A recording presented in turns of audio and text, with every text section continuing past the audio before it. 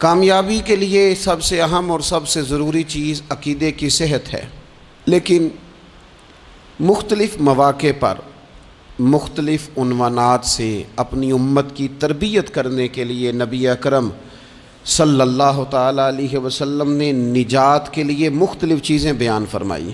اخلاقیات کے باب میں، روحانیات کے باب میں اور تکمیل کردار کے باب میں، وہ ساری باتیں قابل عمل بھی ہیں، قابل توجہ بھی ہیں اور ہماری روزمرہ کی ضرورت بھی ہیں۔ مختلف مواقع پر نبی پاک علیہ السلام نے مختلف چیزوں کا بیان فرمایا، اور جہاں جہاں بھی جس چیز کا بیان فرمایا وہ اپنی جگہ ایک بڑی اہمیت رکھتی ہے اور بڑی طاقت رکھتی ہے۔ یہ حدیث جو آج ہماری گفتگو کا عنوان ہے، یہ ترمذی میں موجود ہے اور حضرت عقبہ بن عامر رضی اللہ تعالیٰ عنہ اس حدیث کے راوی ہیں۔ یہاں بھی انہوں نے نبی پاک علیہ السلام سے نجات کا راستہ پوچھا ہے۔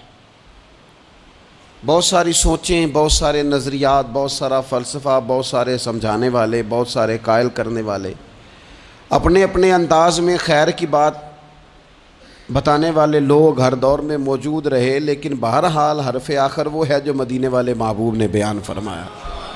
نبی اکرم صلی اللہ تعالیٰ علیہ وسلم سے حضرت عقبہ بن عامر رضی اللہ تعالیٰ عنہ کہتے ہیں کہ میں نے عرض کیا، قلت یا رسول اللہ صلی اللہ تعالیٰ علیہ وسلم من نجات، کہتے ہیں میں نے پوچھا کہ یا رسول اللہ صلی اللہ تعالیٰ علیہ وسلم نجات کیا ہے؟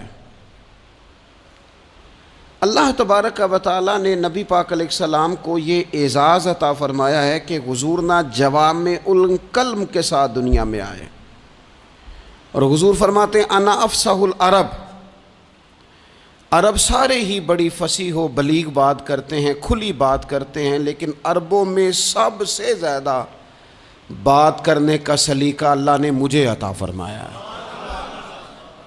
یہ حضور علیہ السلام کی شان اقدس ہے کہ بہترین انداز میں حضور تھوڑے جملوں میں گہری بات، الفاظ کے لحاظ سے وہ بات مختصر ہے اور مفاہیم کے لحاظ سے اتنی وسیع ہے کہ سارے سمندر اس کے اندر سمو دیے نبی پاک علیہ السلام۔ من نجات، بہت بڑی بات پوچھی، بڑی وسیع بات پوچھ لی، یا رسول اللہ نجات کیا ہے، کامیابی کیا ہے، فلاح کیا ہے؟ تو نبی پاک صلی اللہ تعالیٰ علیہ وآلہ وسلم نے 3 باتیں ارشاد فرمائیں۔ سب سے پہلے حضور نے نجات کے لیے جو بات ارشاد فرمائی وہ بڑی قابل غور ہے اور سمجھنے والی ہے۔ حضور علیہ السلام نے پہلی بات ارشاد فرمائی، فرمایا اگر تو نجات چاہتا ہے تو اپنی زبان کو اپنے قابو میں رکھ، اپنے بولنے پر کنٹرول کر، تول کے بولنا شروع کر، اپنے لفظوں کی حرمت کا خیال کر۔ اپنی زبان پر جو بندہ کنٹرول پا گیا، یہ پہلی علامت ہے نجات کی۔ اور ایک مقام پہ نبی پاک علیہ السلام نے یوں بھی بیان فرمایا، فرمایا تم مجھے گارنٹی دو 2 چیزوں کی، اور مجھ سے گارنٹی لے لو جنت کی۔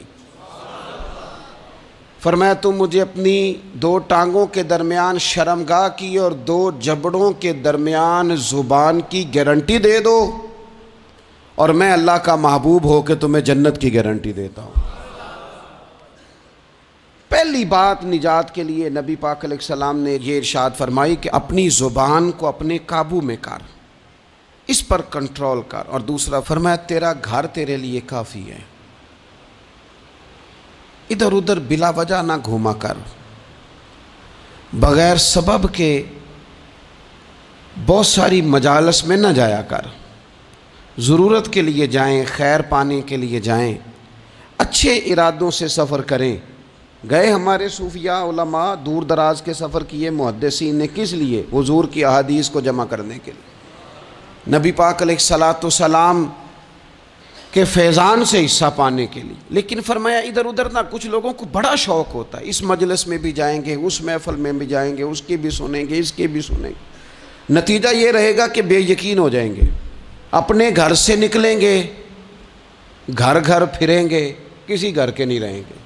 تیرے لیے تیرا گھر کافی ہے، اپنے گھر رہ، اپنا گھر جو ہے وہ وہ تجھے کفایت کرے، اپنے گھر میں قیام کر، یہ دوسری علامت ہے نجات کے لیے۔ اور تیسرے نمبر پہ نبی اکرم صلی اللہ تعالیٰ علیہ وسلم نے فرمایا اگر تو نجات چاہتا ہے نا تو اپنی خطاؤں پہ رویا کر، اپنی خطاؤں پہ آنسو بہا،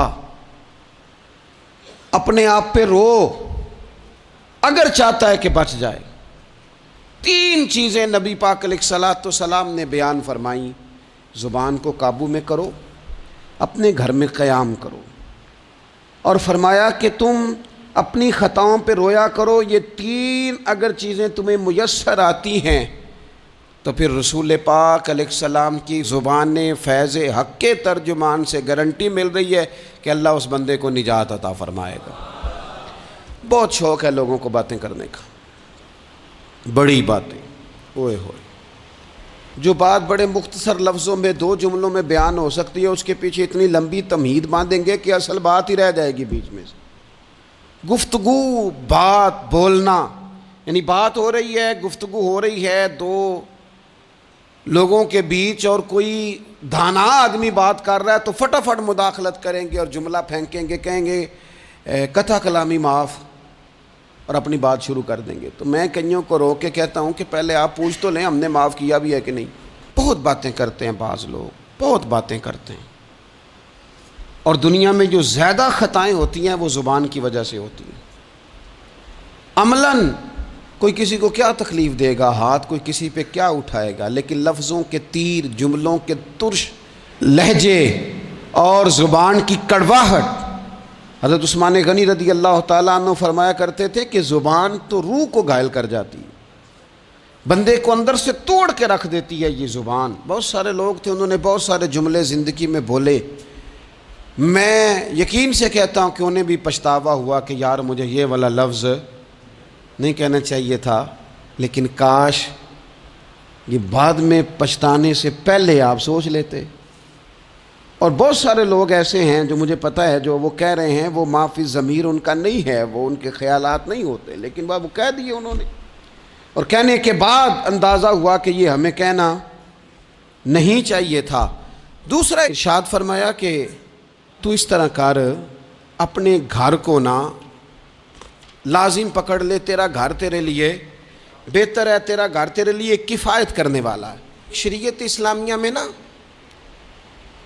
رہبانیت منع ہے، سارے حقوق چھوڑ کے بندہ گھر میں بیٹھ جائے، حجرے میں بیٹھ جائے، یہ منع ہے، لیکن کچھ دیر کے لیے وَتَبَتَّلْ إِلَيْهِ تَبْتِيلًا، سب سے کٹ کر اللہ کے ساتھ جڑ جاؤ۔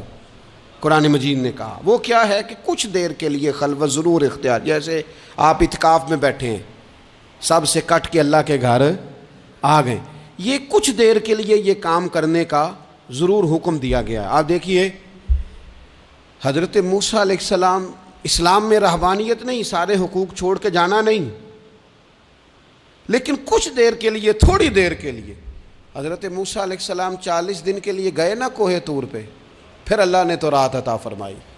وَإِذْ وَعَدْنَا مُوسَىٰ 40 لَيْلَةً، ہم نے موسیٰ علیہ السلام سے 40 راتوں کا وعدہ لیا۔ نبی پاک علیہ السلام کتنے دن جا کے پہلے غار حرا میں بیٹھے، پھر اللہ تعالیٰ نے وحی عطا فرمائی۔ تو کچھ اپنے گھر میں وقت گزاریں، عبادت میں وقت گزاریں، اللہ کی یاد میں وقت گزاریں، سارا وقت گھومنے میں پھرنے میں ضائع نہ کر دیں۔ کچھ لوگ ایسے ہیں عبادت کے لیے بٹھاؤ تو تھکے ہوئے ہیں، اور ان سے کو کہیں جانا ہے تو وہ تیار بیٹھے ہیں، تو کچھ اوقات اپنے اس پر بھی لگائیں۔ اور تیسری بات جو ارشاد فرمائی گئی وہ یہ ہے کہ اپنی خطاؤں پہ رویا جائے۔ ہم نہ بڑا تبصرہ کرتے ہیں، بڑا رونا آتا ہے کسی کی مظلومیت پر، کسی کے دکھ پر، ملکی حالات پر، لوگوں پر، اچھی بات ہے، لیکن نجات کے لیے ضروری ہے کہ انسان اپنی خطاؤں پر بھی روئے۔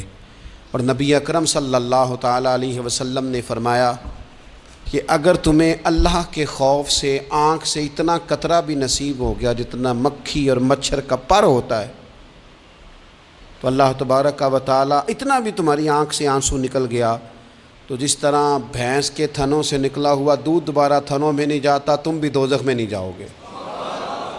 اور دو آنکھیں اللہ کو بڑی پیاری ہیں۔ یا رسول اللہ کون سی؟ فرمایا کہ جو رب کی رضا کے لیے پہرا دیتی ہے، اور ایک وہ آنکھ جو اللہ کے خوف میں آنسو بہاتی ہے۔ یہ دو آنکھیں اللہ کو بڑی پیاری ہیں، تو اس لیے یہ تین باتیں آپ نے نہیں بھولنی۔ ایک تو یہ کہ اپنی زبان کی حفاظت کریں، ایک اپنے گھر میں، مسجد میں، اجرے میں کچھ دیر بیٹھ کے اللہ کو یاد کریں، اور کوشش کریں کہ بغیر وجہ کے گھر سے نہ اور تیسری بات یہ کہ اپنی خطاؤں پر آنسو بہانے کی کوشش کریں۔ اللہ تعالی ہم سب کو سمجھنے کی توفیق عطا فرمائے۔